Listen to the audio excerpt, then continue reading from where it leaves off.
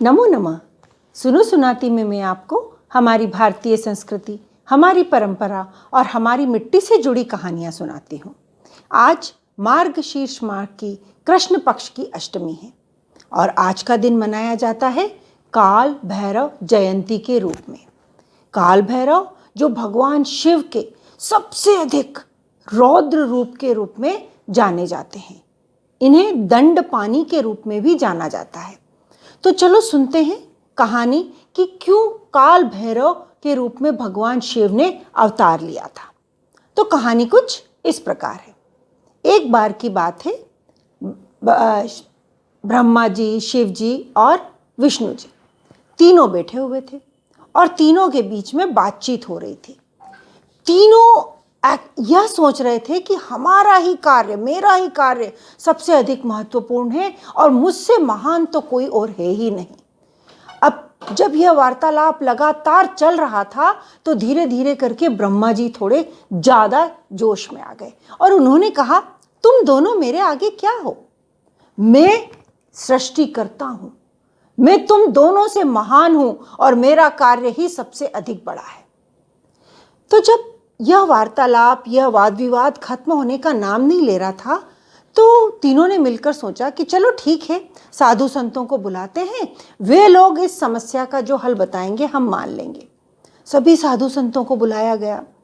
सब ने एक मत होकर कहा, आप तीनों महान हैं, आप तीनों में से हम किसी को भी नहीं कह सकते कि इस व्यक्ति का कार्य, इस भगवान का कार्य ज़्यादा बड़ा है और इनका कम है। भगवान ब्रह्मा जी को यह बात अच्छी नहीं लगी।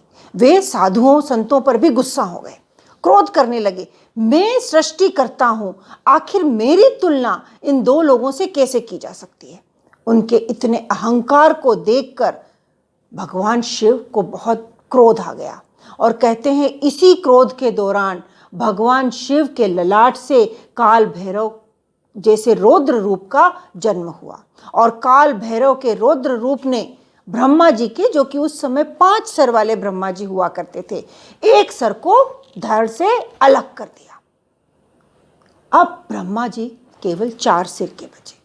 लेकिन यह क्या, शिव जी ने अपने रौद्र रूप में ब्रह्मा जी का सर तो धड़ से अलग कर दिया, लेकिन इस ब्रह्मा जी को दंड देने की प्रक्रिया के दौरान खुद काल भैरव ब्रह्म हत्या के पापी बन गए।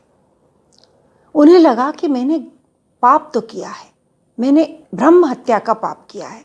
तो काल भैरव समूची धरती पर इधर से उधर एक भिक्षुक के रूप में घूमने लगे और घूमते घूमते अंततः वे काशी पहुँचे और काशी पहुँच के तपस्या करके उन्हें अपने इस पाप से जब मुक्ति मिली तो उन्होंने कहा कि हाँ, अब मैं इस पाप से मुक्त हो गया हूँ।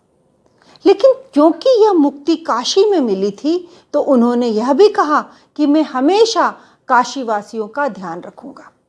इसीलिए काशी में काल भैरव को काशी के कोतवाल के रूप में भी जाना जाता है। इधर ब्रह्मा जी को भी जो दंड मिला था, इससे उन्हें भी यह एहसास हो गया कि किसी के भी अंदर इतना अहंकार, मैं ही मैं वाली भावना कभी नहीं होना चाहिए। और दूसरी शिक्षा जो ये कहानी हमें देती है कि अगर भगवान शिव ने भी अपने रौद्र रूप में एक हत्या करी थी तो उन्हें उसका भी प्रायश्चित करना चाहिए। तो यह कहानी आपको कैसी लगी? इसे लाइक कीजिए और मेरे चैनल को सब्सक्राइब कीजिए। धन्यवाद।